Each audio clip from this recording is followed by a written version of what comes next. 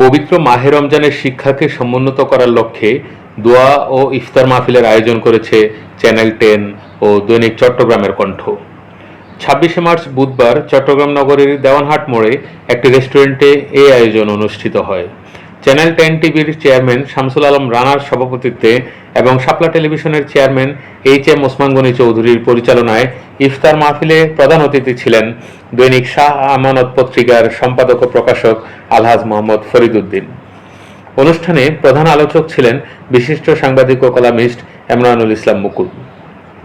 হাফেজ মোহাম্মদ সেলিমুল্লাহর কোরআন তেলাওয়াতের মাধ্যমে শুরু হওয়া দোয়া মাহফিলে বিশেষ অতিথি ছিলেন চ্যানেল 10 টিভির উপদেষ্টা নুরুল আফসার তৌহিদ, সাপ্তাহিক আবেদন পত্রিকার সম্পাদক লায়ন মাওলানা মোহাম্মদ ইউসুফ, চ্যানেল 10 টিভির উপদেষ্টা G M. Mahfuzur Rahman, Chattogram metro hawkers সমিতির সাধারণ সম্পাদক মোহাম্মদ জসিমউদ্দিন, রিয়াজউদ্দিন বাজার বণিক সমিতির সদস্য আক্তার কামাল, দৈনিক বাংলাদেশ সমাচার পত্রিকার এস.এম. মাইনুদ্দিন, দৈনিক চট্টগ্রাম কণ্ঠ পত্রিকার নির্বাহী সম্পাদক শহীদুল ইসলাম খোকন প্রমুখ। এই সময় আরও উপস্থিত ছিলেন মোহাম্মদ জুনাইদ, মোহাম্মদ রুবেল, মোহাম্মদ আফতাব আলম, মোহাম্মদ শহীদুল ইসলাম, মোহাম্মদ গাজী লিটন, মোহাম্মদ মুজিবুর রহমান, গিয়াসউদ্দিন লিটন, ঝুমা আক্তার, মোহাম্মদ বেলাল, মোহাম্মদ রিদওয়ান, দ্বীপ টিভির চেয়ারম্যান মোহাম্মদ রুবেল, হোসেন মিন্টু, শারমিন আক্তার, গিয়াসউদ্দিন টিটু, সাইফুল আলম, মোহাম্মদ লিটন, কাজী প্রিয়া আক্তার মুক্তা, আমানুল্লাহ আমান, এমডি জামাল উদ্দিন প্রমুখ।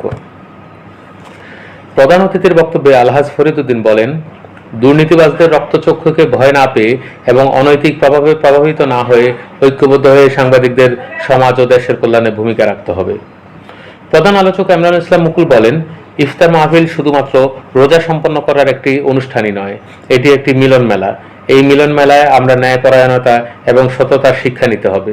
সাংবাদিক লোভের বশবর্তী হলে দেশের কল্যাণ সম্ভব হবে না, তাই কলম সৈনিকদের সৎ ও নিষ্ঠাবান হওয়া জরুরি। পরে বিশেষ দোয়ায় দেশ ও জনগণের কল্যাণ কামনা করা হয়।